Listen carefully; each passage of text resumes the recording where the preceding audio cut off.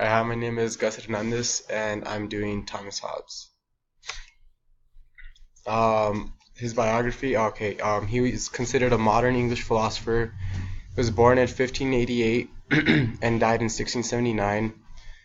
He was born in Westport, which is near Malmesbury, England. He went to Oxford University, where he studied classical literature, which in turn made him uninterested in Aristotelian logic, which is basically Aristotelian. how do you say it? Aristotelian. He doesn't like Aristotle. Okay, yeah. He left Oxford in 1608 to tutor Earl of Devonshire, which is William Cavendish, and due to him being a tutor, he got to travel a lot because the guy that he tutored had a lot of money, so he got to travel a lot, which helped him meet some of the best minds at the time. When he went back to England, he threw himself into literature, and he translated Thucydides into English, which was later published in 1628. Thucydides is Greek history. Okay. He became really interested in math and analysis, mainly geometry, and he wrote his famous book Leviathan in Paris, which was published in 1651. In that book, it was basically stating that all humans are wicked, that we're always gonna go towards our evil side. Not evil, animal. Oh, they use the word evil a lot. Yeah, but he means it as animal. Okay. Yeah, because I think I wrote evil in here a couple times. Every time you see evil, it's animal. In 1655, he published his first section of his philosophical system, which was De Corpore. And then in 58, he published his second part, which was De Homine. And he later translated Homer into English and continued writing controversy. Hobbes' influences were the principles of motion, which he saw humans as, in the way we acted as machines. We solely go towards our own purposes, and we try to avoid pain as much as possible, and we purely pursue our pleasures. Okay, is this similar to Spinoza? Yes, in the machine part. Okay, Spinoza is we're logical machines. Hobbes is we're pleasure-seeking machines and avoid pain. Okay. So, will we throw anybody in this room under the bus? Yes. If it benefits us. Throw you under the bus. So in any scenario, that's what he's saying? Mm-hmm. Whatever maximizes my pleasure and lowers my pain. That includes power. Okay, go ahead. Another one of his influences was the scientific method of geometry. He believed that all true science and philosophy must be based in the solidity of definitions, like the definition of geometry. So he wanted everything to have a very root cause. He wanted to basically fit everything into a box. He wanted everything to make sense and have definitions. So would the idea of nobility be a definition for Hobbes? Yes. No. Think about what is a noble. A person who is born better than someone else. Is that the same thing as a square root of square root of an angle? No. He's logically. So, can you define Andrea is a woman? Yes. Can we say that Andrea is a noble? No. So his purpose is to show that there's a lot of things in our language that have no definitions but are culturally created.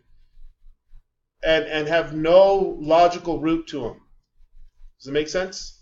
And this is why he comes into conflict with a king, because a king is calling for divine right, and he's saying there's no such thing as divine right, because there's no definition for it. You understand?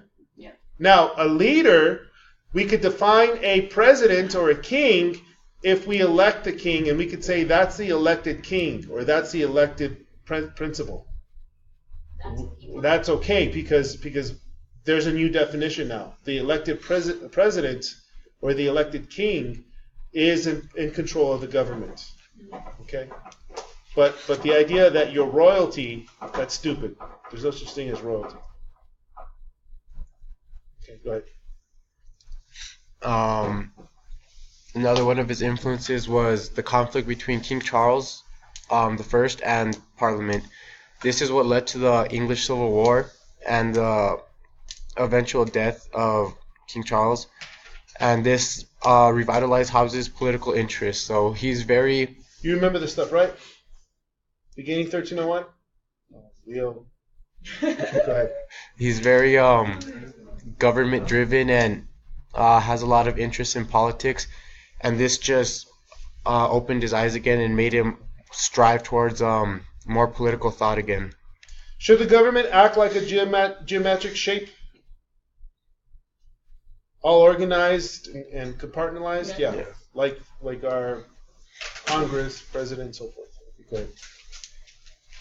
Okay, these are some of his philosophies, thoughts, and ideas. Okay, so he called government, he referred to it as law of nature, and no government as state of nature.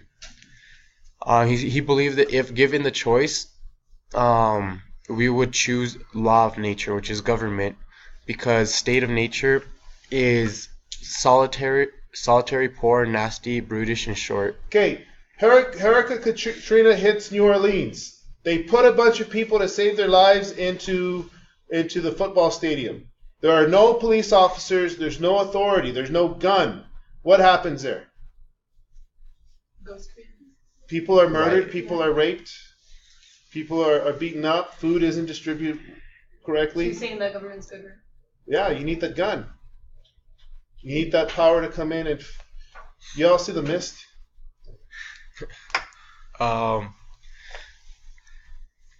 He said humans as a whole we are selfish creatures who would do anything to better their position.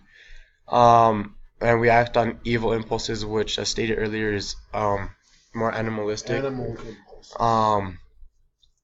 He's saying that we would step on anyone else's shoulders to climb further up. The ends justify the means then. And people shouldn't make decisions on their own. He believed that if people try to make decisions on their own, since we're all selfish, it's not going to help towards the greater good, towards society as a whole. He even believes nations are selfishly motivated, and each country is always in a constant battle for power and wealth. He believed governments were created to protect people from themselves. So, like we said earlier, he wants everything to be in order. He wants everything to be compartmentalized. He believes that the role of a king is best over a democracy. He believes that democracy would never work, since building upon his previous idea, where democracy, people vote for who they want to lead, and since people's views are only in their best interest, why should they vote for someone to lead? It's only going to cause them to go down the wrong path. The king is not king by divine right. He's king by consensus of the people. They know that they need a king. It's contract. Okay? And it's okay if his kid becomes king. All he cares about is that we don't say God made him king. He's king because we need a governor. Right? Go ahead. He believed the only way to avoid conflict and war was to go into what he called his social contract, which is to give up their freedom in return for the safety and order of an organized society. And what he's saying here is if two people don't agree or don't like each other and they want to kill each other, they have to, in order for no one to get hurt, they would have to go under a government rule where they would make a law where murder isn't right.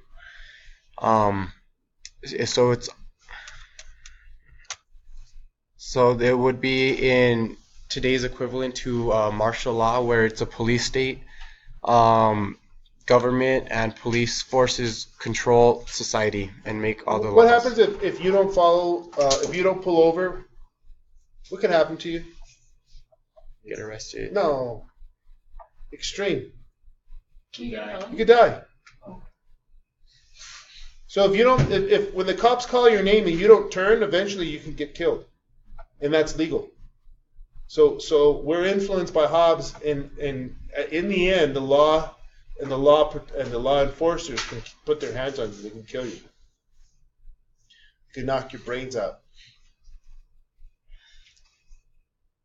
Okay, so why do black people get crazy? What? Well, like they get crazy if okay, so this is not like I'm not saying everyone, but like there's been some stories, and I'm just saying. Another reason he believed that a king, such as like a monarch, would be better is because they impose order and compel obedience, which should suppress rebellion.